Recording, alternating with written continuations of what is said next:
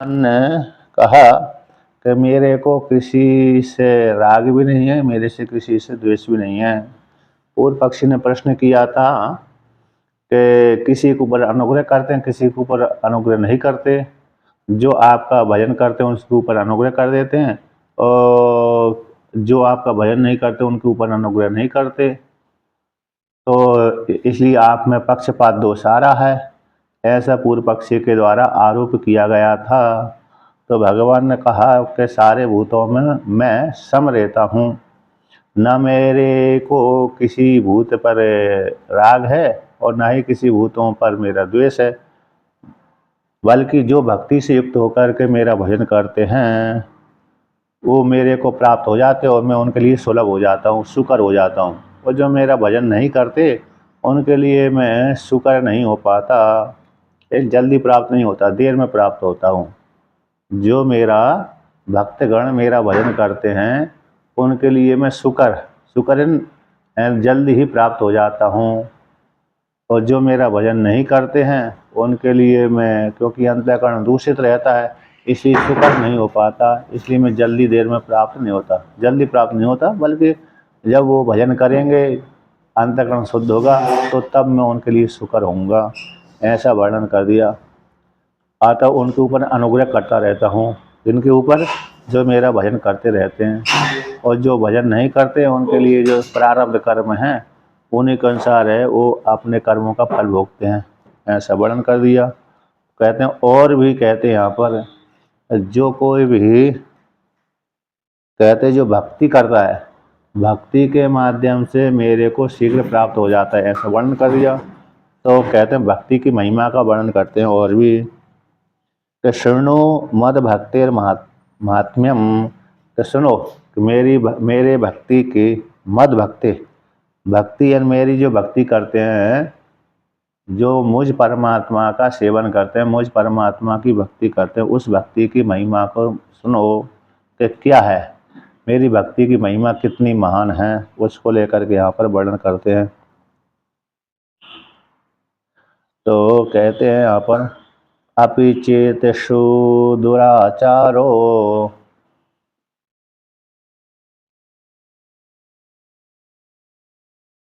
भजते मामनन्य भाक,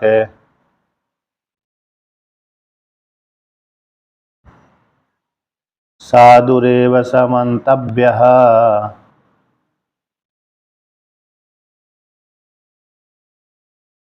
सम्यक व्यवसितो हि सः।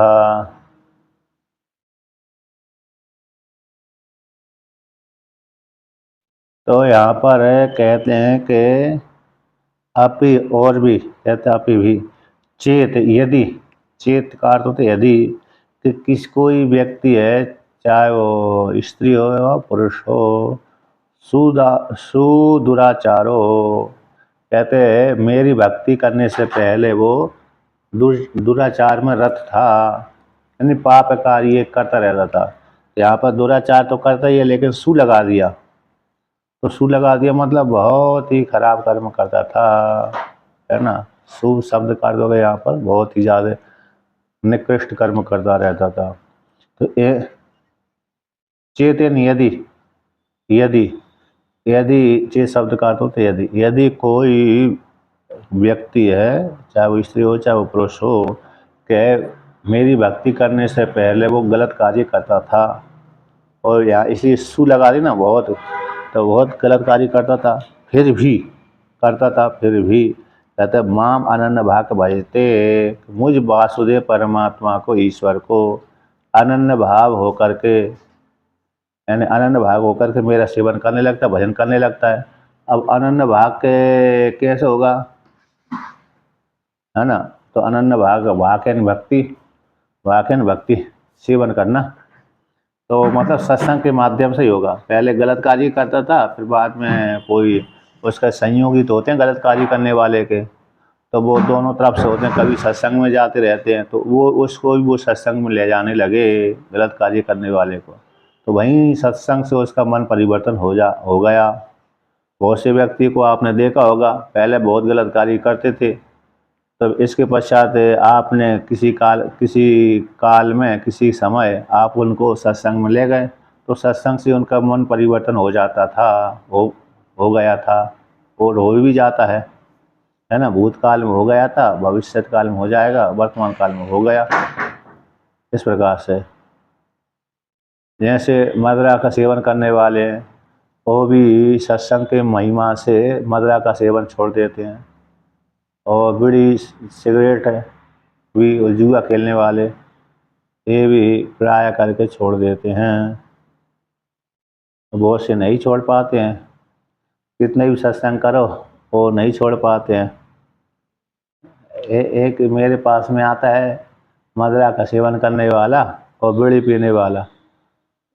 तो यहाँ पर कुटी पे मैं रुकता हूँ ना, वहीं पर पास के आश्रम में आता है, मेरे को बोला था कि आप हमारे घर में आओ। मैं भी गया तो उस घर में, लेकिन मैंने कहा तुम बड़ी सिगरेट बीड़ी पीते हो, शराब पीते हो, उसको छोड़ना चाहिए। और छोड़ा ही नहीं उसने। तो मतलब ये है कि अरे कभी कभी नहीं भी छोड़ते और कभी कभी व्यक्ति छोड़ देते हैं, दोनों प्रकार से। तो जो अनन्य भाव होकर के, अनन्य भाव का अर्थ तभी होगा कि जब उसने सत्संग किया हो। जैसे नारद जी ने, कोई व्यक्ति गलत कार्य करता था, नारद जी का साथ संग हो गया उसका, तो नारद जी के साथ संग हो जाने से नारद जी के साथ संग हो जाने से उसने वो गलत कार्य करना, चोरी आदि करना बंद कर दिया। कुछ पूछना चाहते हैं?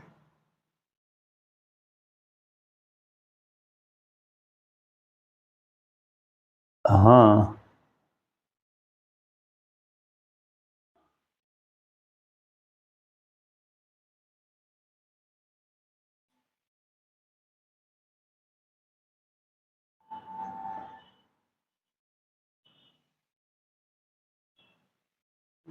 अच्छा अच्छा, सही सही,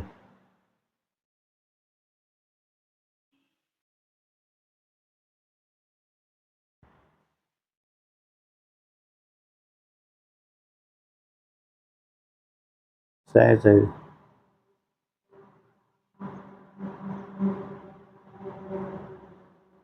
हाँ हाँ, सही सही,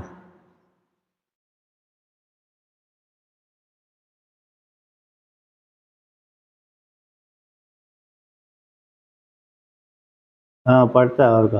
हाँ, सत्संग के संग हो गया ना, सत्संग इस प्रकार से, तो वो ही हो गया।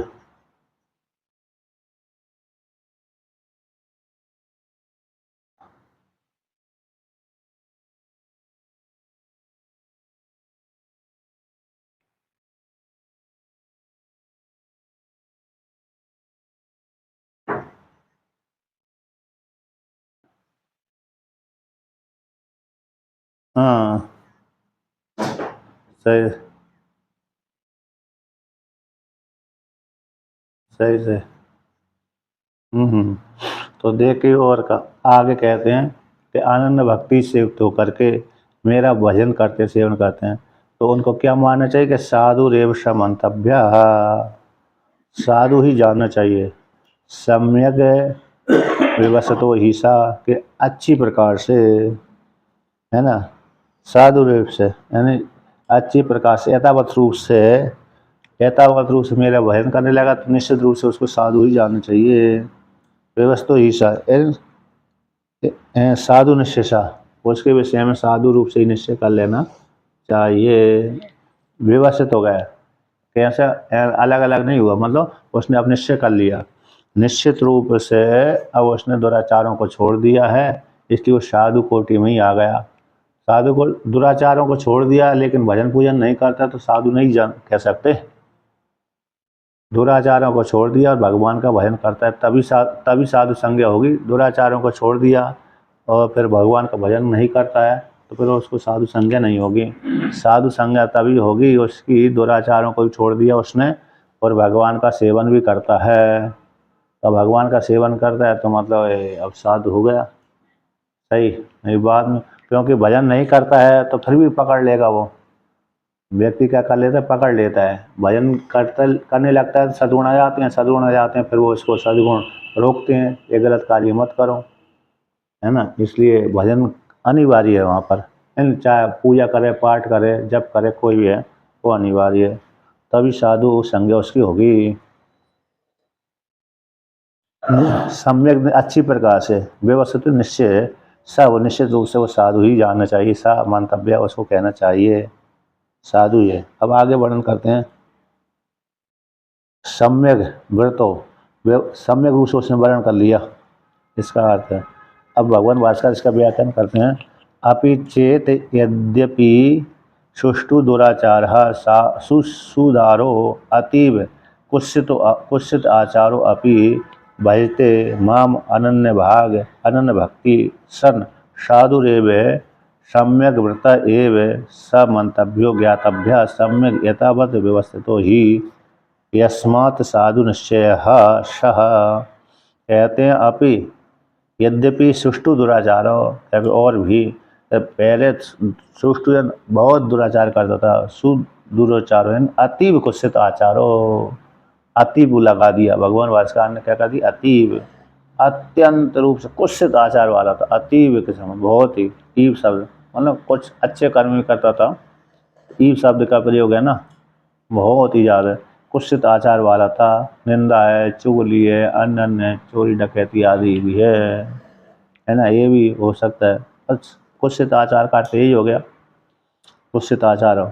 ऐसा व्यक्ति भजते माम अनन्य भाग भक्ति, अनन्य भाग से उक्त होकर के सत्संग के माध्यम से उसने अपने दुराचारों को छोड़ दिया और भगवान का भजन करने लगा मेरा, तो ऐसे भगवान मेरी भक्ति अनन्य भाव से भक्ति करता हुआ साधु रे सम्यक व्रत है।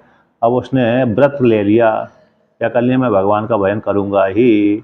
व्रत या नियम, व्रत शब्द का अर्थ होता है नियम, जैसे नवरात्रि में व्यक्ति व्रत लेता है तो उसमें नियम ही तो लहरे धारण करता है कि इतना पाठ मैं जरूर करूँगा, इतने बजे उठूँगा, स्नान आदि करूँगा, फिर देवी की पूजा, देवी का पूजा करूँगा, फिर इतना पाठ करूँगा, जप करूँगा, फिर बाद में आगे कार्य करूँगा, है ना। देवी की तो पूजा चल रही है, राम जी की चल रही है, राम जी की भी करते हैं लोग, ज़्यादातर तो देवी है, नवरात्रि तो देवी का ही है, लेकिन राम जी की भी आजकल तो रामायण भी बहुत पाठ करते हैं, रामायण का ज़्यादातर तो देवी की पूजा चलती है दोनों नवरात्रि में।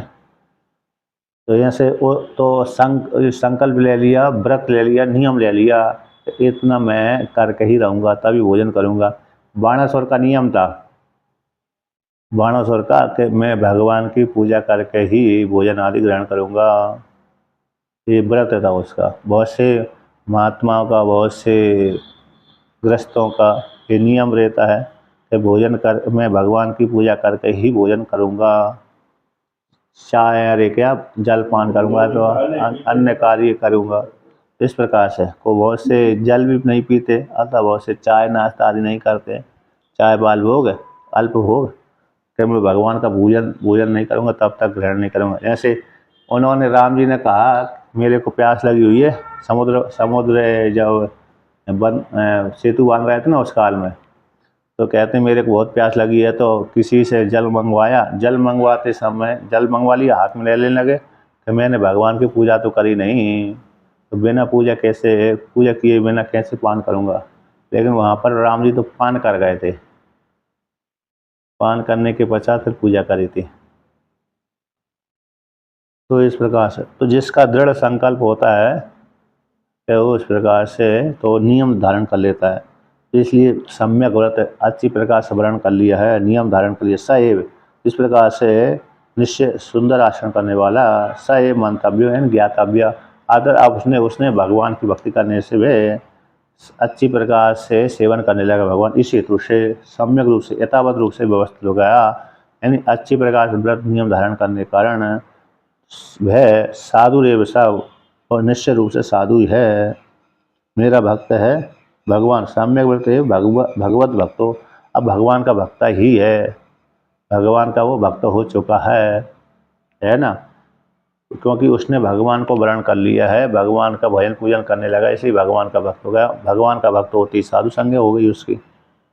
इस प्रकार से तो अब इसको साधु जानना चाहिए, भगवान की भक्ति ही जानना चाहिए, क्योंकि अब छोड़ दिया उसने, गलत कार्य करना छोड़ दिया। यदि गलत कार्य करना छोड़ा नहीं तो फिर भली भगवान का भजन करता है तो फिर गुण वाला हो गया। कैसे हो गया? गुण वाला। हाँ, तो गलत कार्य करता है फिर अरे भगवान का भजन भी करता है, तो ऐसा ही हो गया वो। आचार्यहीनो न पुनन्ति वेदा, है क्या नहीं?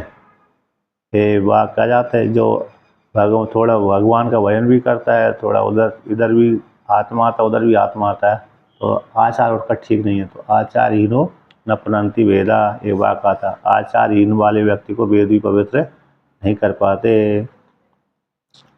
आप कहते उत्सृज्य च भायम दुराचारता अंत सम्यक व्यवसाय सामर्थ्यात। उत्सृज्य, त्याग कर दिया किसका? दुराचार, बाह्य दुराचारों को त्याग करके अंत भीतर ही सम्यक रूप से निश्चय वाला हो गया, यानी भगवान का भजन करने वाला हो जाने से उसी के सामर्थ्य से वह कैसे हो जाते हैं? धर्मात्मा कहलाता है। आता तो उसने भगवान सत्संग के माध्यम से, किसी के कहने के माध्यम से, संयोगवश प्रारब्ध के अनुसार गलत कार्य करना बंद कर दिया। इसी तो बाहर का जो दुराचार थे वो छोड़ दिया।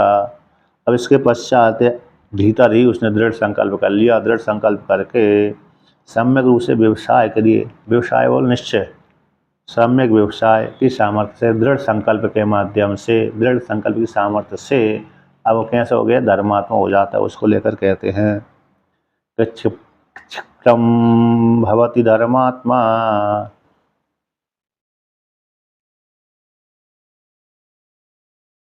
शांतिं निगच्छति।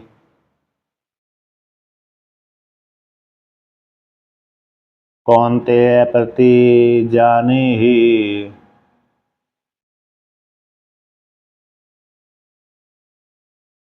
न मे भक्तः प्रणश्यति।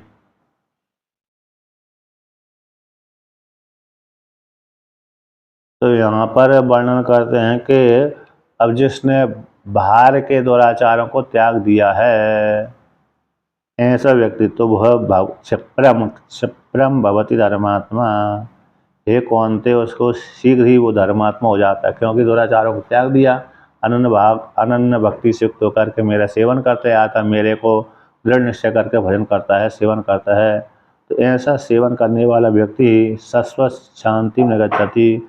शाश्वत जो शांति है, सनातन शांति है, इन मोक्ष रूप पद है, तो मोक्ष रूप पद को प्राप्त कर लेता है।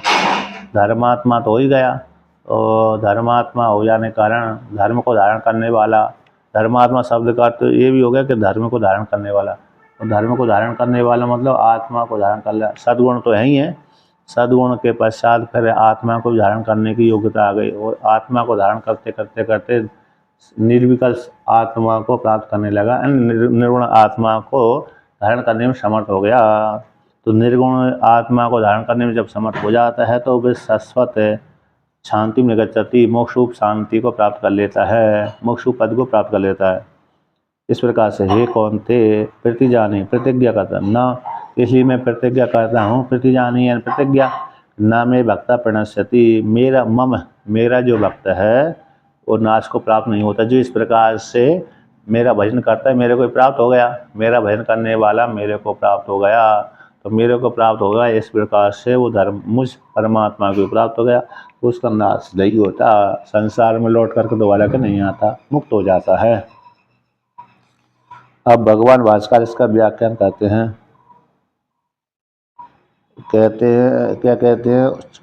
भगवान का भजन करने वाले भक्त का कथम दुराचारता परित्यक्ता भवामि, जो भगवान का भजन करते हैं वो दुराचार को कैसे त्याग कर देते हैं, कैसे उनका दुराचार को त्याग कर देते हैं, उसको लेकर कहते हैं क्षिप्रम शीघ्रम भवति धर्मात्मा धर्मचित्ता एव शाश्वत नित्यम शांतिम च क्षमम निगच्छति प्राप्नोति।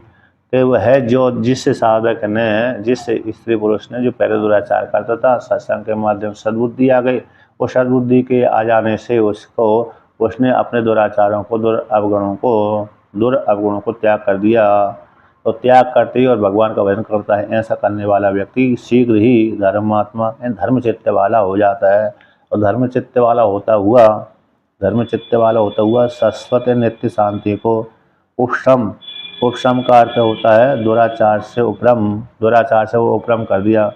यहाँ पर दुराचार का प्रसंग चल रहा था, दुराचार से उपरम हो गया। तो दुराचार से उपरम करने के कारण तो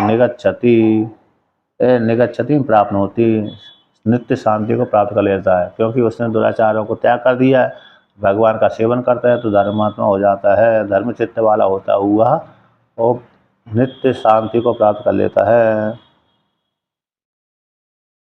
कहते हैं अब यहाँ पर वर्णन किमिति तो आपके भक्त का दुराचार से उपरति हो जाने पर, दुराचार उपहत चेत का उसी से किमिति असुनानक स्थिति।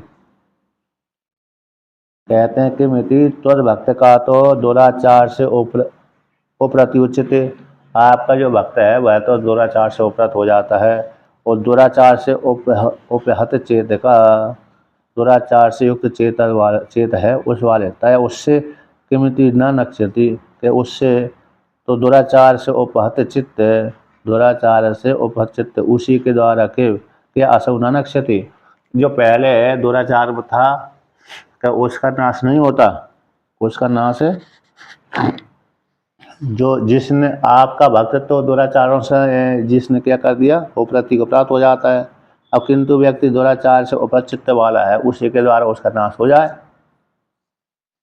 तो उसको लेकर कहते हैं कि शृणु परमार्थ कौन हे परमार्थम कौनते प्रति जान ही निश्चिताम प्रतिज्ञा करू ना मे भक्तो ना मे ममा भक्तो मई समर्पिता है अंतरात्मा मद भक्तो न प्रणश्यति। जो पहले उसने दुराचार से था उससे नाश नहीं होता, उसके द्वारा ही नाश हो जाए, तो इस ऐसी प्राप्ति हो जाने पर कहते हैं न, ऐसी बात नहीं है कि हे कौनते मैं प्रतिज्ञा करता हूँ परमार्थम निश्चितम, परमार्थम तो परमार्थ रूप से निश्चित रूप से कहता हूँ, परमार्थम का अर्थ निश्चित है। तो कहते हैं निश्चितम प्रतिज्ञा करूँ, निश्चित रूप से मैं प्रतिज्ञा करता हूँ। कौन सी प्रतिज्ञा?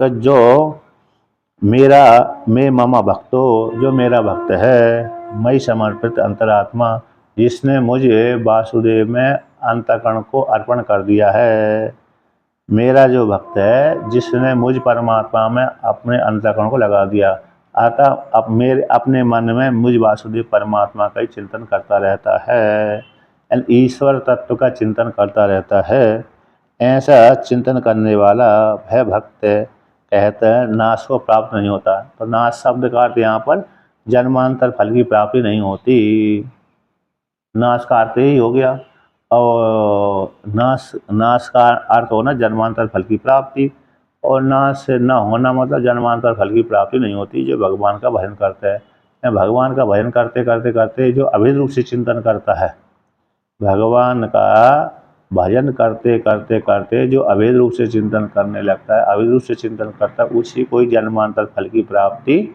नहीं होती। किंतु जो व्यक्ति भगवान का भजन तो करता है, भेद बुद्धि से करता है, तो भेद बुद्धि से करेगा तो फिर भगवान उसको, अरे यद्यपि अपने लोग तो दे देते हैं, लेकिन सायुज्य मुक्ति उसकी मुश्किल ही है। सायुज्य मुक्ति तो ज्ञान के द्वारा ही प्राप्त होती है। तो हो सकता है अपने पुण्य कर्म को क्षय हो जाने से पुनः पृथ्वी लोक में लौट आए, लेकिन प्राय करके ददामी बुद्धि योगम, ऐसा भगवान उसको बुद्धि योग ही दे देते हैं, इस कारण से उसको ज्ञान की प्राप्ति हो जाती है।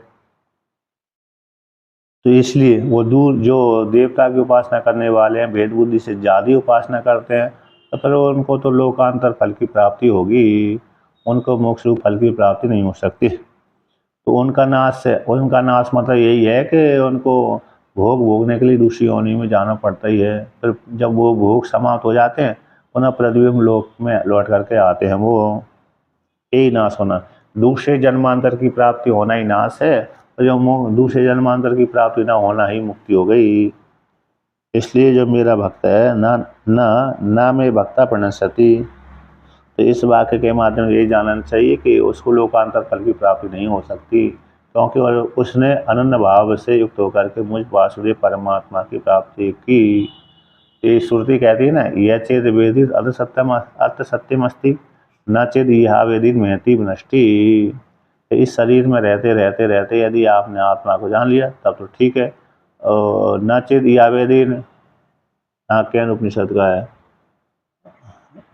कैन उपनिषद का ही है, नाचे दिया वेदित महती विनष्टि। यदि आपने इस शरीर में रहते रहते आत्मा को नहीं जाना है तो महती विनष्टि, तो महान विनाश को प्राप्त हो जाएगा। तो महान विनाश का मतलब ये है कि अब मुश्किल से तो मनुष्य योनि की प्राप्ति हुई, मनुष्य योनि में मनुष्यत्व धर्म आया था, उसमें रहते रहते यदि आपने आत्मा को जान लिया तो अब तो ठीक था, नहीं जान पाया तो फिर ना मालूम 84 लाख योनियों में से कौन सी योनि भोगते भोगते भोगते पुनः मनुष्य योनि की प्राप्ति होगी। क्योंकि 84 लाख योनियाँ है, तो योनियाँ है तो फिर उसमें से अब कितने काल और व्यतीत करना पड़ेगी तब मनुष्य योनि की प्राप्ति होगी। उसमें भी मनुष्य योनि की प्राप्ति हो जाने पश्चात फिर मन लगेगा कि नहीं मन लगेगा। तो इस प्रकार से ये श्रुति कहती सावधान कर देती है। इसी शरीर में रहते रहते यदि आत्मा को जान लिया तो ठीक है, मरने के पश्चात कोई गारंटी नहीं है। तो लोकांतर फल की प्राप्ति हुई, महाविनष्टि है। हाँ उपने में मतलब अनन्य भक्ति वो सत्संग के माध्यम से है ना, सत्संग के माध्यम संस्कार पड़ गए। अब सत्संग में तो कोई ये भक्ति इतनी अकेली भक्ति तो होती नहीं है, मतलब भेद बुद्धि वाली, वहाँ पर भी तो वेदांत की चर्चा हो ही जाती है ना। जो सत्संग करता है व्यक्ति, कोई ना कोई जो बाबा महात्मा ग्रस्त आदि से सत्संग करता है, जो पढ़ा लिखा हुआ है वेदा उपनिषद आदि को, तो बीच बीच में तो बोल ही देता है, वेदांत आ ही जाता है। वो भी है ना, जो पूर्व मीमांसक है, वो भी जब अरे जब फल का वर्णन करते हैं तो तुमको अरे नित्य स्वर्गलोक फल की प्राप्ति होगी, मुक्त हो जाओगे हमेशा हमेशा के लिए, ऐसा वर्णन करते हैं। वहाँ भी मोक्ष शब्द प्रयोग कर देते हैं, लेकिन उनका मोक्ष स्वर्ग तक ही सीमित रहता है इस प्रकार से। तो वो उसमें आ जाता है, मतलब सत्संग के माध्यम से उनको वहाँ पर सुनाया जाता है, पढ़ा जाता है कि इस प्रकार से। तो यही है कि जन्मांतर फल की प्राप्ति हो जाती है। यदि व्यक्ति ने आत्मा को नहीं प्राप्त किया तो यही विनाश हो गया, और कोई दूसरा आत्मा का नाश होता नहीं है। तो ना में भक्ता पढ़ना सती या तो उसको लोकांतर फल की प्राप्ति नहीं होती, और भगवान में ही लीन हो जाता है, परमात्मा में लीन हो जाता है। किंच और भी कहते हैं अब यहाँ पर है स्त्री पुरुषों को लेकर के वर्णन करते हैं। इस हेतु से भी जो व्यक्ति इस प्रकार से मेरा भजन करते हैं वो भी मुझ परमात्मा को प्राप्त कर लेते हैं। टीकाकार कहते हैं यदि पाप योनि पापाचारश्च त्वद्भक्त्या परम गतिम गच्छति। जो पाप योनि वाले हैं और पापाचार में रत रहते हैं वो आपकी भक्ति के द्वारा परागति को प्राप्त कर लेते हैं। तभी तो फिर किम उत्तम जाति निमित्त सन्यासी आदि नाम किया किम्बा सदवृत्तेर इतिहासंका। कहते हैं जो पाप योनि वाले दुराचार वाले व्यक्ति आपकी भक्ति के द्वारा परा गति को प्राप्त कर लेते हैं, ताही तब तो उत्तम जाति निमित्त को लेकर के संन्यास अथवा संन्यास आदि के द्वारा सद आचरण करने वाले के वो आपको प्राप्त नहीं होंगे, तो निश्चित रूप से आपको प्राप्त हो ही जाएंगे। जो दुराचार में रत रहने वाले व्यक्ति होते हैं वह आपकी उत्तम भक्ति के द्वारा आपकी भक्ति के माध्यम से वो आप परमात्मा को मोक्ष फल रूप परमात्मा को प्राप्त कर लेते हैं। किंतु जो उत्तम जाति को निमित्त बना करके अथवा संन्यास आदि के माध्यम से आपका जो सद आचरण करने वाले हैं वो आपका प्राप्त नहीं होंगे, अतः निश्चित रूप से आपको प्राप्त हो जाएंगे। उसको लेकर के यहाँ पर वर्णन करते हैं। किंच और भी किंच इस हेतु से, अच्छा इस हेतु से आपकी भक्ति करना चाहिए, इस हेतु से भी आपकी भक्ति कैसे करना चाहिए। दूसरे की पंक्ति मैंने पढ़ ली, माम ही पार्थे व्यपाश्रित्य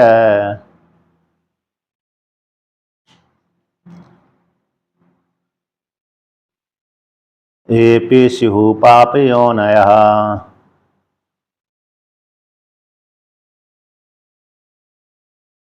स्त्रियो वैश्यः ततः शूद्रास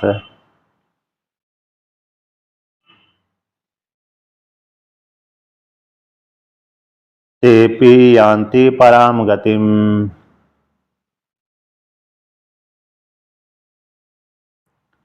कि हे पार्थ हियन क्योंकि ऐसा जिस कारण से माम वासुदेवम परमात्मानम मुझ वासुदेव को आश्रय करके विपास यानी मेरे का आश्रय ग्रहण करके ये जो शिव पाप योनियाँ हैं, यानी हम जो किसी न किसी ऐसे धर्मात्मा के लिए पाप शब्द दोनों का ही प्रयोग कर देते हैं।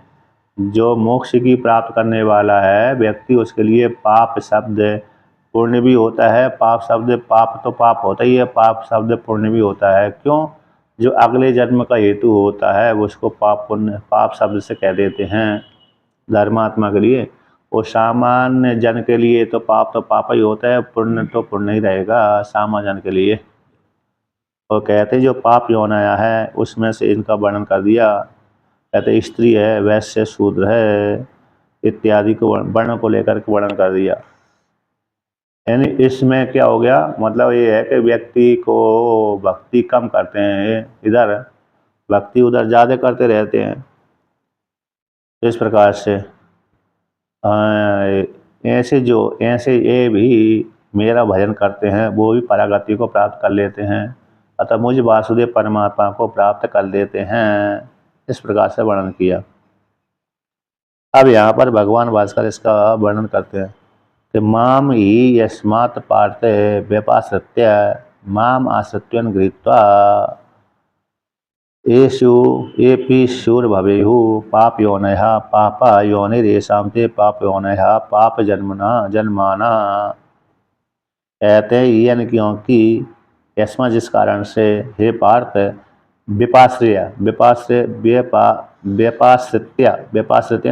मम आश्रित्य मुझ वासुदेव परमात्मा का आश्रय ग्रहण करके, मुझ वासुदेव परमात्मा का जो आश्रय ग्रहण कर लेते हैं ते ग्रहण करने वाले ये जो होते हैं वे ऐसे व्यक्तियों ने क्या कर लिया, मुझ वासुदेव परमात्मा को आश्रय रूप से ग्रहण कर लिया। ऐसे पाप योनि वाले, पाप योनि ये शामते पाप योनि है जिनके इन पाप के द्वारा जन्म होता है। तो पाप के द्वारा जन्म मतलब पाप जन्म मानना, मतलब पाप जैसे धर्म दोनों ही हो जाते हैं, जन्म के हेतु बनते हैं। इसलिए तो और कहते हैं सभी एक जैसे शिव महिमन में आता है ना, शिव महिमन में एक वाक्य आता है वपुष्प्रादुर्भावाद अनुमित जन्म निपुरा पुरारे न पापी क्षणमपि भवंतम प्रणतवा नमन मुक्त संप्रत्यहमत अनुरग्रे नतिमान इति सा क्षंतव्यम तदिदम अपराध द्वयमपि। पुष्पदंताचार्य कहते हैं वपुष्प्रादुर्भावात, मेरे शरीर की उत्पत्ति होने से पहले ये अनुमान किया जाता है कि मैंने पूर्व जन्मों में आपको प्रणाम नहीं किया, इसलिए एक अपराध बन गया था। क्यों? पाप के कारण मैंने आपको प्रणाम नहीं कर पाया था, पाप के कारण ही पाप था। पापी व्यक्ति भगवान को प्रणाम नहीं करता, उसी कारण से मैंने आपको प्रणाम नहीं किया, इसलिए एक अपराध बन गया। अब मैंने आपको प्रणाम कर लिया, इसलिए अब मुक्त हो गया। अब भविष्यत काल में मेरा जन्म नहीं होगा, तो भविष्यत काल में जन्म न होने कारण मैं पुनः दोबारा के आपको प्रणाम नहीं कर पाऊंगा, इसलिए मेरे ये दो अपराध हमेशा हमेशा के लिए आप क्षमा करते रहना। इसलिए तो वहाँ पर भी यही बात आती है कि पाप के कारण आता मैंने आपको प्रणाम नहीं किया। तो पाप के द्वारा ही व्यक्ति का जन्म होता है, पाप के द्वारा क्या होता है, व्यक्ति का जन्म होता है भोग भोगने के लिए, है ना। अवश्य में भोक्तव्यम कर्तव्यम कर्म शुभम, इसलिए पाप जन्म बोल दिया। पाप के द्वारा जन्म होना, यानी पुण्य भी जन्म के हेतु होते हैं, पाप भी जन्म के हेतु होते हैं। इसलिए धर्मात्मा के लिए धर्म और अधर्म दोनों पाप कोटि में ही आते हैं। ऐसे इस प्रकार से तो ऐसे जो पाप के द्वारा जन्म होते हैं जिनके पाप योनियाँ के है वो ते के वे ते ए इतिहा स्त्री हो गया, स्त्री वैश्य तथा उसी प्रकार शूद्र ते भी यान्ति गच्छन्ति पराम गतिम प्रकृष्टाम गतिम। इस प्रकार परा प्रकृति गति को प्राप्त कर लेते हैं, मोक्ष रूप फल को प्राप्त कर लेते हैं। यानी इनको सत्संग वेदांत में ये भी कह सकते हैं कि वेदांत में रुचि कम होती है, वेदांत में रुचि और अवसर प्राप्त नहीं हो पाता, ऐसा भी कह सकते हैं। अवसर है ना, जैसे स्त्रियों को है सत्संग, लेकिन आजकल तो स्त्रियाँ सत्संग तो ज़्यादा स्त्रियाँ सुनती हैं, है कि नहीं। कथा भागवत में जितनी जनसंख्या स्त्रियों की होती उतनी जनसंख्या पुरुषों की नहीं होती। अच्छा, मैं एक जगह अभी गया था वेद प्रवचन में 5-6 दिन पहले, अभी 4-5 दिन पहले गया था, तो सत्संग किया था वहाँ पर, वेदांत के ऊपर बोलते थे। तो वहाँ पर तो देखा कि इतने वेदांत के सुनने वाले आए, मतलब 100 जने में से 80%, 80 जने मेरे पुरुष ही पुरुष थे, और महिलाएं तो मात्र बहुत ही कम थी, यानी 5%। 80 में 90% पुरुष थे, 10% महिला होंगी, 10 से भी और कम।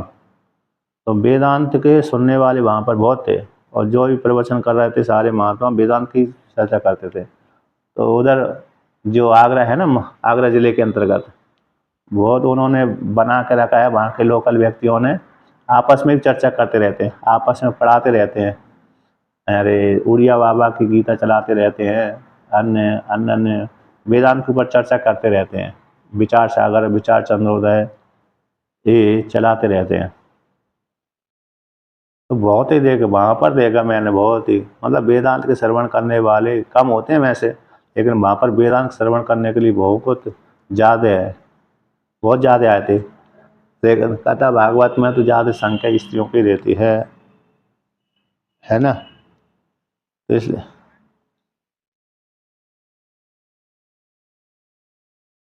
और ये भी हो सकता है। हाँ, इन्होंने इन्होंने तो नहीं, वहाँ पर तो समय तो रखा था, हाँ, सत्संग का 12 से लेकर के 4 बजे तक का सत्संग का, और सुबह अरे 10 से साढ़े 10, साढ़े 11 तक गीता का पाठ चलाते थे। तो इस प्रकार से मतलब जो ये महिलाओं का भोजन 3 बजे से करेंगे तो महिला फुर्सत हो जाती थी, वो अरे आ जाती ज़्यादा, घर का काम भी रहता है, लेकिन पुरुषों का तो फुर्सत बनी रहती है। लेकिन कहीं कहीं ज़्यादातर तो भक्ति में तो माताएं ज़्यादा रहती हैं, ऐसा बोलते हैं। तो कहते हैं, तो वेदांत यहाँ पर कहते हैं, मतलब यहाँ पर तो कैसे वेदांत श्रवण करने के जो है कम ही अधिकारी होते ना, तो अवसर प्राप्त नहीं हो पाता इस प्रकार से। तो ये भी यदि भगवान का भजन करते हैं तो कैसे परायण गति को, प्रकृष्ट गति को प्राप्त कर लेते हैं। यहाँ पर ये कहते हैं कि ना में भक्त पढ़ने सती, मेरे भक्त नाश को प्राप्त नहीं होते, मेरे भक्त तो ना में भक्त पढ़ने से इति अति में हेतु को आसक्त, हेतुम आचक्षमाणो, हेतु कहते हुए भक्ति अधिकार जाति नियम नास्ति, भक्ति के अधिकार में कि भक्ति किसको करना चाहिए किसको नहीं करना चाहिए, कि स्त्रियों को ही भक्ति करना चाहिए कि पुरुषों को भक्ति करना चाहिए, कौन अधिकारी है, कि भक्ति के अधिकार में जाति नियम नहीं है। यहाँ पर कहते हैं कि नहीं, ब्राह्मण को भक्ति का अधिकार है, अथवा क्षत्रिय को अधिकार है, अथवा वैश्य को अधिकार है, अथवा शूद्र को अधिकार है, अथवा स्त्री को अधिकार है, अथवा पुरुष को अधिकार है। तो एक का नियम नहीं है, कहते ब्राह्मण भी कर सकते हैं भक्ति, क्षत्रिय भी कर सकता है, वैश्य भी कर सकता है, शूद्र भी कर सकते हैं, स्त्री भी कर सकता है, पुरुष भी कर सकता है। इसमें भक्ति करने में किसी जाति का नियम नहीं है। ये टीका 332 नंबर पृष्ठ पे आया है, दूसरी पंक्ति, पहली पंक्ति है, ना मैं भक्त प्रणयसति, इस वाक्य के कारण मेरा भक्त नाश को प्राप्त नहीं होता। इसमें हेतु कहते हुए कि भक्ति के अधिकार में, भक्ति का अधिकार होना चाहिए, अमुक व्यक्ति भक्ति करेगा अमुक नहीं करेगा ना, भक्ति के अधिकार में कोई जाति नियम नहीं है। इसलिए जो मेरा भजन करता है वो मुझ परमात्मा को प्राप्त करता है, मुझ परमात्मा को प्राप्त हो जाता है। इसलिए इसमें ना तो ब्राह्मण क्षत्रिय वैश्य शूद्र आते हैं, ना स्त्री आती, ना पुरुष। जो भी भक्ति करेगा वही परमात्मा को प्राप्त हो जाएगा। इस प्रकार से वर्णन किया। नहीं तो हो सकता है, हाँ, जैसे संन्यास में नियम होता है, संन्यास धारण करने में तो वहाँ पर तो नियम है, अमुक व्यक्ति अमुक अधिकारी ही संन्यास ले सकता है, लेकिन भगवान की भक्ति में कोई नियम नहीं है, कोई जाति निमित्त नहीं है, बल्कि जो स्त्री हो चाहे पुरुष हो भगवान की भक्ति कर सकता है। अब भगवान की भक्ति के माध्यम से दधामी बुद्धि योगम, ज्ञान की प्राप्ति भगवान करा देते हैं, इसलिए वो मुक्त हो जाते हैं, चाहे वो ब्राह्मण हो, चाहे क्षत्रिय हो, चाहे वैश्य हो, चाहे शूद्र हो, चाहे स्त्री हो, चाहे पुरुष हो। इसलिए स्त्रियाँ भी ब्रह्म ज्ञान ही रही हैं और पुरुष भी ब्रह्म ज्ञानी रहे हैं, होते हैं, स्त्रियां भी होती हैं ब्रह्म ज्ञानी और पुरुष भी होते हैं, दोनों ही होते हैं, है ना। इस प्रकार से उपनिषदों में भी स्त्रियों का वर्णन आया ही है, बालिका का भी वर्णन आया है, स्त्री का भी आया। वाचक नबी बालिका थे, वाचक नबी है ना, वो बालिका थी, वो तो है। अच्छा, हाँ हाँ, अच्छा, अपाला, सुलभा, अपाला नाम है का सुलभा है? अच्छा, सुलभा, सुलभा का, अच्छा सुलभा का जनक राजा के साथ है, जनक राजा के साथ जिसका आता है सुलभा, सुलभा का। हाँ, उस वो भी कुंवारी रही, मतलब हाँ, योगिनी थी, उसने विवाह नहीं किया था, उसने भी विवाह नहीं किया था, वो राजा जनक के हृदय में ही प्रवेश कर गई वो तो, ऐसा आता है। तो जैसे कात्यायनी और मैत्रेयी ये तो यार घर जीवन वाले थे, तो स्त्री संज्ञा हो जाएगी इनकी। और वाचक नबी की तो मदद से, तो ये इनकी सबकी आ गए। और हाँ हाँ, गार्गी है ना, गार्गी तो मुख्य बृहद्रथ उपनिषद में मुख्य रही गार्गी, कि गार्गी मतलब ये कुंवारी कन्या थी, मतलब जिसकी आयु अभी अरे 15 भी नहीं हुई होगी, 15 वर्ष की भी कुंवारी नहीं थी। हाँ, क्योंकि 12 साल में तो विवाह ही कर देते थे, पहले होता था, 16 होने से पहले ही लड़की का विवाह कर देते हैं। लेकिन यार इसका तो वो भी नहीं रही, 16 भी नहीं रही होगी, मतलब 12 वर्ष की अवस्था भी नहीं रही होगी उसकी, इससे पहले ही वो विद्वान रही, विदुषी हो गई, क्योंकि गुरुकुल में पैदा हुई थी वो, तो गुरुकुल में सुनते सुनते सुनते पूर्वजन के संस्कार रहे होंगे, और भ्रष्ट योगी रही होगी, भ्रष्ट, इसी को भ्रष्ट योगी बोलते हैं। पूर्व जन्म में है, किसी किसी काल विशेष में उसने वेदांत का सत्संग किया, ईश्वर का भजन किया, लेकिन मरते समय किसी दूसरी स्त्री का अथवा पुरुष का चिंतन हो गया, तो अगली योनि स्त्री अथवा पुरुष की योनि में चला गया, लेकिन पूर्व के जन्म के संस्कार उदित हो गए, तो शीघ्र ही उसको ज्ञान प्राप्त हो गया। तो इसलिए गुरुकुल में पैदा, उसके पिताजी गुरुकुल चलाते रहे होंगे, तो गुरुकुल में पैदा हुई, वहीं पर सुनते सुनते तुरंत ही ज्ञान हो गया। पूर्व के वो अधिकारी तो थी है, कोई प्रतिबंधक बचा था, अब इस जन्म में रहते उसको ज्ञान हो गया तुरंत ही, इसलिए वो गुरुकुल में पढ़ने के लिए गई नहीं है। और वैसे भी उस काल में कन्याओं को पढ़ाने के लिए बाहर भेजते नहीं थे। हाँ, पिता पढ़ाता था, भाई पढ़ाता था, माता पढ़ाती थी, और अन्य, हाँ, जहाँ पर अरे बालिकाओं को पढ़ाने के लिए अलग से व्यवस्था करते थे, पहले भी करते थे, जैसे अभी करते हैं ना, छात्रावास, लड़कियों को अलग पढ़ाते हैं, लड़कों को अलग पढ़ाते हैं, तो पहले भी राजा के पास में राजा ऐसी व्यवस्था करता था, तो वहाँ पर लड़कियों को अलग अलग पढ़ाते थे, लेकिन ऐसे संस्कार नहीं होते थे। जैसे राजाओं की कन्या भी पढ़ी लिखी होती थी ना, मूर्ख तो होती नहीं थी।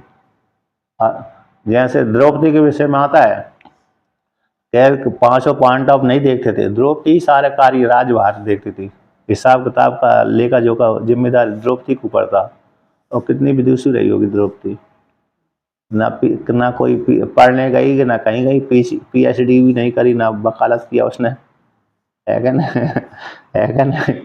लेकिन वो गुरुकुल का वर्णन नहीं आता उसका, गुरुकुल में पढ़ने गई हो, और सीधा, लेकिन महाभारत में आता है उसका, अरे सारा लेखा जोखा वही करते थे, किसको कितनी आय हुई, कितनी व्यय हुई, कितना क्या हुआ, सारा किसको क्या देना, सब सारा हिसाब उसी के ऊपर था। आपने कभी पढ़ना, उसका आख्यान आता है किसी महापुराण में ही आता है, उसमें कि 5 पांडव कुछ नहीं करते थे, 5 पांडव तो धर्म कार्य करते थे, ऐसे वर्णन कर दिया, और द्रौपदी ही सारा राज्य कार्य देखती थी, लेना देना सभी से, इस प्रकार से आता है। तो मतलब बिना हिसाब के, बिना अरे उसके पढ़ी लिखी हुई, बिना हिसाब नहीं कर सकती, ऐसा आता है। अब देखिए, अब आगे कहते हैं कि जो मेरे पुनः शंका करते हैं कि जो इस प्रकार स्त्री पुरुष दोनों ही प्राप्त हो जाते हैं, भक्ति में कोई नियम नहीं है, ऐसा कहने के पश्चात कहते हैं यदि पाप योनि वाले और पाप में आचरण करने वाले आपकी भक्ति करने से परागति को प्राप्त कर लेते हैं, उत्तम जाति वालों के विषय में अथवा संन्यास आदियों के विषय में तो कहना है क्या वो प्राप्त नहीं होंगे? अतः निश्चित रूप से वो प्राप्त हो जाते हैं। किम पुनः, इनके विषय में कहना ही क्या कि किम पुनर्ब्राह्मण पुण्य,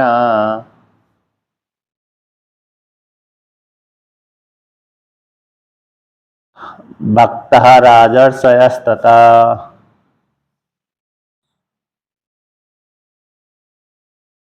अनित्य अनित्यमा सुखम लोक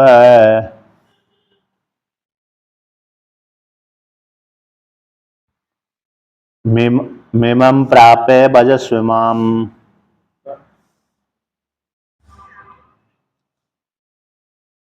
तो यहाँ पर कहते हैं कि वैश्य शूद्र और स्त्री का वर्णन कर दिया। अब दो जाति को ले लिया यहाँ पर। तो इसमें ज़्यादा थोड़ा जैसे एक एक महाभारत में एक वो कहानी आती है। एक कीड़ा रास्ते से जा रहा था, उसी काल में उसको आभास हो गया कि राजा की सवारी आ रही है, इसलिए मेरे को यहाँ से रास्ता छोड़ देना चाहिए, नहीं तो मर जाऊंगा।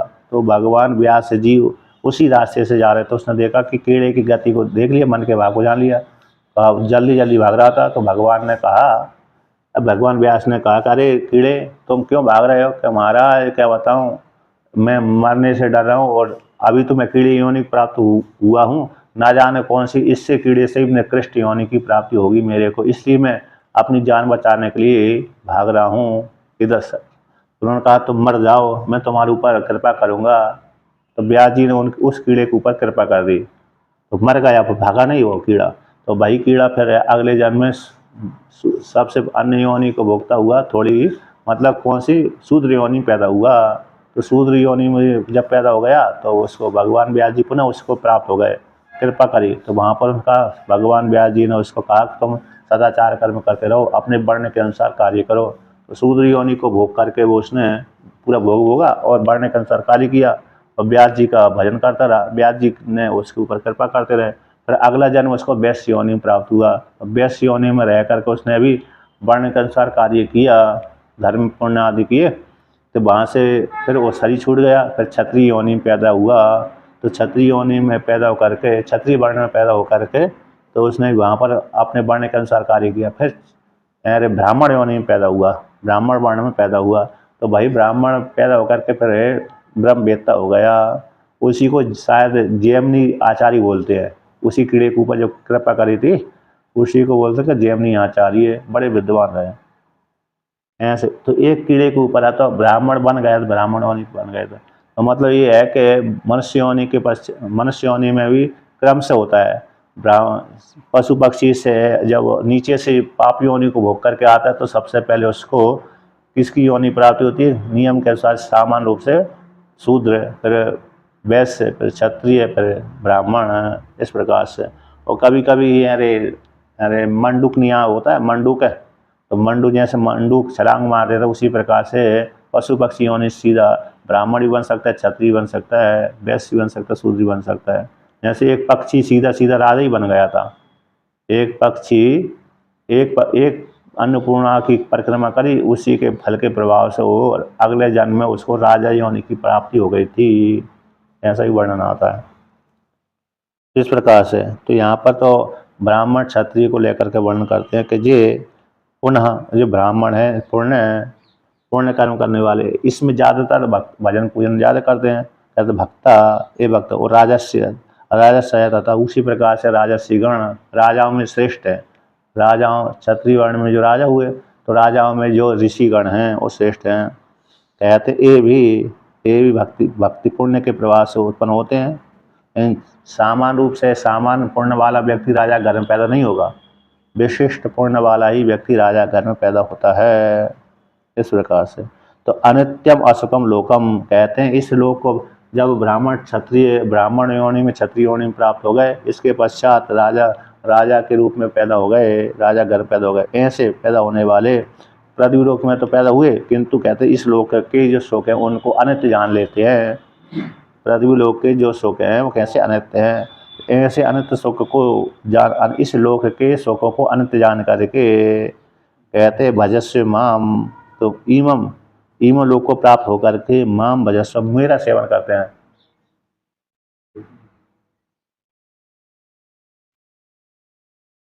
पूर्ण योनि वर्णन कर दिया यहाँ पर। साइंस तो वेद बुद्धि नहीं कर लेना है कि नहीं, सभी मनुष्य योनि श्रेष्ठ ही कहलाती है। तो यहाँ पर कहते हैं तथा यहाँ पर कहते हैं कि जो इस मतलब ये इसका अर्थ ये है कि 7 से ज़्यादा सीलन करते हैं, ये ज़्यादा, इसका अर्थ ये हो गया। प्राय करके इसमें सुलभ ज़्यादा हो जाता है, सुलभता। और पहले से सत्संग पुण्य कर्म करते करते करते व्यक्ति आता रहता है, इसलिए वो इस प्रकार से उसकी बुद्धि तीव्र रहती है। और राजा भी मूर्ख होगा तो वो अरे राज्य चौपट कर देगा, इसलिए राजा को बड़ा बुद्धिमान होना पड़ती है। और ब्राह्मण भी यदि किसी का मंत्री बन गया और मूर्ख रहा तो गड़बड़ी कर देता है। इस प्रकार से तो दोनों को ज़्यादा ज्ञान, राज संचालन के लिए राजा भी बुद्धिमान होना चाहिए और मंत्री भी बुद्धिमान होना चाहिए, उसका सलाहकार। तो यहाँ पर तो ये है कि जो ब्राह्मण है, क्षत्रिय आदि है, इस प्रकार से इस लोक को प्राप्त हो गए, किंतु इस लोक के जो सुख भोग है उनको अनित्य जान करके, अनित्य यदि नित्य जानेंगे तो फिर तो फंस जाएंगे, अनित्य जान करके ये परमात्मा का भजन करते हैं। तो भगवान भास्कर इसको व्याख्यान करते हैं, कहते किम पुनर्ब्राह्मण, ब्राह्मणों के विषय में कहना ही क्या है ना। किम पुनः, क्या आता पुनः ब्राह्मण है पुण्य पुण्य योनय भक्त राजसय राजसतता राजानस्ते ऋषियो ऋष्यश्च इति राजसय के इसके विषय में क्या कहना थे, ब्राह्मण हैं पुण्य योनि वाले जो भगवान की भक्ति करते हैं। उसी प्रकार से राजसीगण हैं, राजाओं में भी तो कहते हैं राजा ना, राजा तो है लेकिन राजाओं में भी ऋषि है। ऐसे विश्वामित्र मुनि को राज ऋषि बोला था, विश्वामित्र मुनि को राज ऋषि, बाद में फिर ब्रह्म ऋषि में संज्ञा हुई, पहले तो राज ऋषि। जैसे राजा जनक का राज ऋषि है, राजर्षिगण कहलाते हैं। राजा जनक की राजर्षि संज्ञा है, राजाओं में श्रेष्ठ है, ऋषि श्रेष्ठ होते हैं। इन मतलब जिनको वेदांत का पूरा ज्ञान रहता है। और सामान्य जो राजा होते हैं उनको अलग संज्ञा हो गई, और राजाओं में जो श्रेष्ठ है जैसे अर्जुन हो गया राजर्षि कहलाएगा, अन्य युधिष्ठिर महाराज राजर्षि कहलाएंगे, बीस पितामह आदि है, ये सारे कैसे श्रेष्ठ है, भगवान की भक्ति करते हैं और वेदांत का उनका पूरा पूरा ज्ञान रहता है। इसलिए तो ये राजाओं में श्रेष्ठ हैं, वे राजर्षि कहलाते हैं, ये सारे पुण्य योनि हैं। यथा एवं इस प्रकार से या तो उत्तम जाति वाले ब्राह्मण आदि को अतिशय रूप से परागति जिस प्रकार से प्राप्त होता है, उसी प्रकार से भगवान के भक्त को भी भगवान की भक्ति, जो भगवान की भक्ति करते हैं उसी प्रकार से इस प्रकार से परागति को प्राप्ति हो जाती है। तो भगवान का भजन कहते हैं, तो इसलिए भगवान का भजन उनके द्वारा एकांत रूप से करना चाहिए। ऐसे उत्तम जाति वाले ब्राह्मण आदियों को अतिशय रूप से परागति की प्राप्ति हो जाती है। परागति मोक्ष, यानी मोक्ष के लिए जो चिंतन करेगा उसी को योग, मोक्ष की प्राप्ति के लिए वो प्रयत्न करता ही नहीं है तो उसको मोक्ष कहाँ से प्राप्त होगा।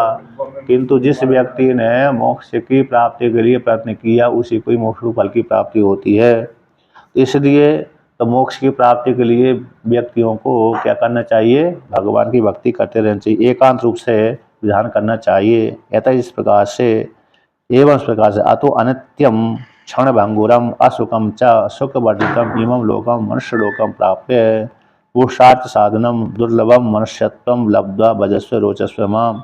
इस प्रकार से अनित्य जो क्षण भंगुर है सुख है, असुखम जिसमें यद्यपि मनुष्य लोक में पृथ्वी लोक में कोई सुख ज़्यादा नहीं है, क्षण भंगुर है, लेकिन सामान्य रूप से थोड़ा सा मात्र है, तो असुखम इसलिए बोल रही असुखम, सुख वर्जितम, सुख से रहते हैं ऐसा लोक है जो पृथ्वी लोक है, सुख से रहता है।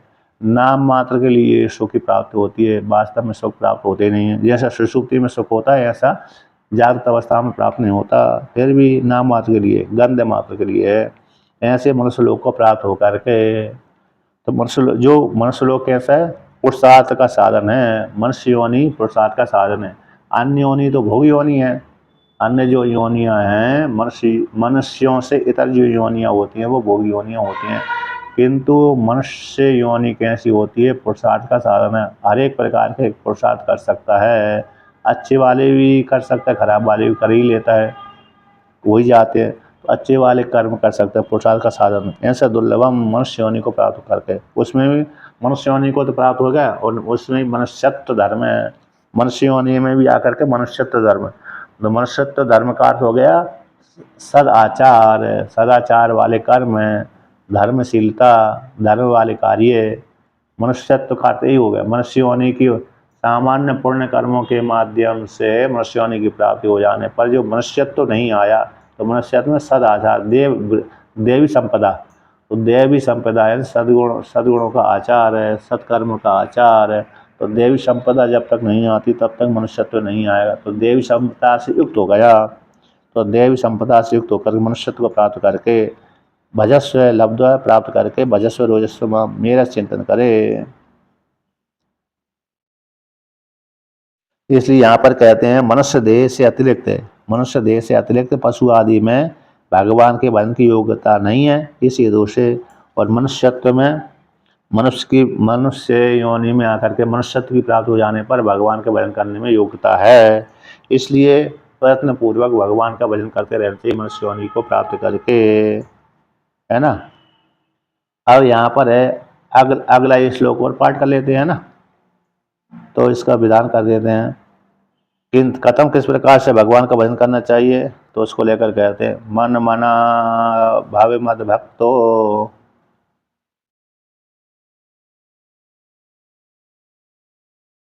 मद्याजी माम नमस्कुरु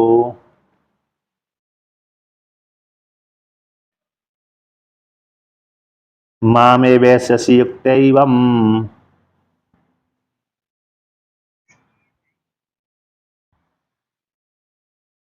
आत्मानं मत परायणः।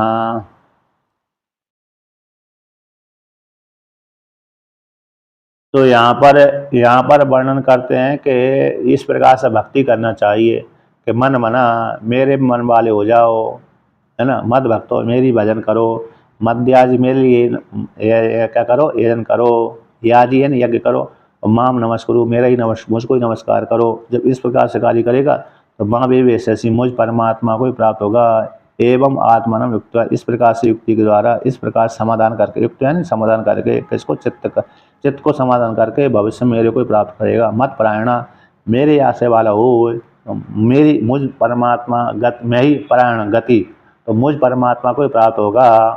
तत्चिंतनम तत्कथनम अन्योनम तत्परोनम एकम एक परत्वम च ब्रह्म व्यासम विदुर्बुधा, है क्या नहीं। इस प्रकार से यहाँ पर वर्णन किया। अब यहाँ पर वर्णन करते हैं कि मई मनो यस्य सा त्वं मन मना भवा, मई मुझ वासुदेव में जिसका मन लगा गया है, सब तुम मेरे मन वाले हो जाओ, अर्थात मेरा ही चिंतन करने वाले हो जाओ। तथा मद भक्तो भव, उसी प्रकार से मेरे भक्त बन जाओ। मद याजी मद यजनशीलो भव, मेरा ही यजन करने वाले हो जाओ। माम एव च नमस्कुरु, मुझ परमात्मा को नमस्कार करो। माम एव ईश्वरम एष्यसि आगमस्यसि, तो मेरे को ही प्राप्त हो गए। युक्त्वा समाधान चित्तम, ऐसे मेरे में चित्त समाधान करके, मेरे में मन लगा करके, जब मेरे बाद में जब मेरे चित्त लग जाएगा, मन लग जाएगा, तो फिर मरने के पश्चात मुझ परमात्मा को प्राप्त हो जाओगे। एवं आत्मानम हम ही सर्वेषाम भूतानाम आत्मा पराच गति परम आयनम तम माम एवं भूतम एष्यसि इति अतीतेन भजन संबंध के। इस प्रकार से आत्मा को, अंतःकरण को, है ना, मैं ही सारी आत्मा को, सर्वेषाम भूतों को आत्मा हूँ, इस प्रकार मेरे मन लगा लिया, तो ऐसे मुझ आत्मा को ही, आत्मा न मुझ परमात्मा को ही, क्योंकि मैं सारे भूतों की आत्मा हूँ, परागति हूँ, परम आयनम हूँ, परागति। तम इस प्रकार से मुझ परमात्मा को ही, एवं भूत वाले परमात्मा को ये शक्ति इस प्रकार से प्राप्त हो गए। पूर्व के पद के साथ जोड़ लेना चाहिए। मत प्रायणा यानी मत प्रायणा सन इत्यर्थ, मेरी गति वाले हो जाओ, मेरे आश्रय वाले हो जाओ। किसी दूसरे का आश्रय मत करो, दूसरे का आश्रय करोगे दूसरे को प्राप्त होगे, मेरे आश्रय करोगे तो मेरे को ही प्राप्त होगे। टीकाकार कहते हैं हमें परम आयनम, मैं ही परागति हूँ, तब ही थी। तो मत प्राण है उसी प्रकार मेरे आश्रय वाले हो जाओ। तथा भूता ऐसे वाले होते हुए, मुझ वासुदेव वाले होते हुए, माम आत्मानम यशस्वी, मुझ परमात्मा को ही प्राप्त होगे।